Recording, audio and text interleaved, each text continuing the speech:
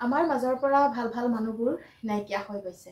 আমাৰ মাজৰ পৰা এজন এজনকৈ ভাল মানুহ, ভাল ব্যক্তি নাইকিয়া হৈ গৈছে। নমস্কাৰ বন্ধু বান্ধৱীসকল, মই মৰমী। মোৰ ইউটিউব চেনেলটো আৰু ফেচবুক পেজটোলৈ আপোনালোক সকলোলৈকে স্বাগতম জনালোঁ। আশা কৰোঁ আপোনালোকৰ সকলোৰে ভাল। বৰ্তমান মোৰো ভালেই বাৰু। আমাৰ মাজৰ পৰা আচলতে ভাল ভাল মানুহবোৰ এজন এজনকৈ নাইকিয়া হৈ গৈ আছে। এয়াই হৈছে নিয়তিৰ নিয়ম। জন্মৰ মৃত্যু বিবাহ আৰু এয়াই আমাৰ ভগৱানে দি পঠিওৱা দিনকেইটাত আমি ভালকৈ উপভোগ কৰোঁ আৰু জন্ম দিয়াৰ পাছতেই আমাক মৃত্যু দি থৈছে, সেইটো চিৰন্তন সত্য। আজি ৰাতিপুৱাই হঠাতে গম পালোঁ বেহাৰবাৰী আউটপোষ্টৰ এজন জনপ্ৰিয় অভিনেতা আৰু বড়ো জনগোষ্ঠীয় এজন ভাল গায়ক আৰু শিল্পী তেওঁ আমাৰ মাজৰ পৰা নাইকিয়া হ'ল আৰু তেওঁৱে হৈছে ফেলাও বসুমতাৰী।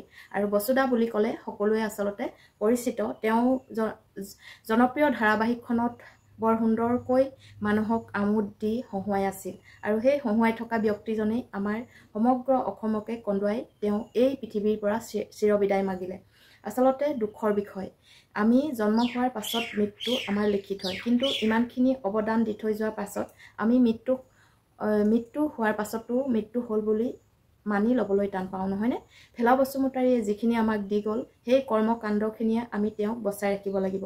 আৰু তেওঁ যিখিনি আদৰ্শ আছিল বা তেওঁ যিখিনি আমাক শিকাই গৈছিল, তেওঁ অভিনয় জগতত যিখিনি অৱদান দিছিল সেইখিনি যাতে সদায় জীয়াই ৰাখিব পাৰে তাৰে কামনা কৰি আমি তেওঁক জীয়াই ৰাখিব লাগিব। আৰু হয়, তেওঁ যিখিনি আদৰ্শ আছিল বা যিখিনি তেওঁ সাংস্কৃতিক জগতত অৱদান দিলে সেইখিনি আমি কেতিয়াও পাহৰিব নোৱাৰোঁ আৰু তেওঁৰ ঠাইত আমি কোনেও থিয় দিব নোৱাৰিম। তথাপিতো তেওঁক জীয়াই ৰখা প্ৰয়াস কৰাটো আমাৰ দায়িত্ব।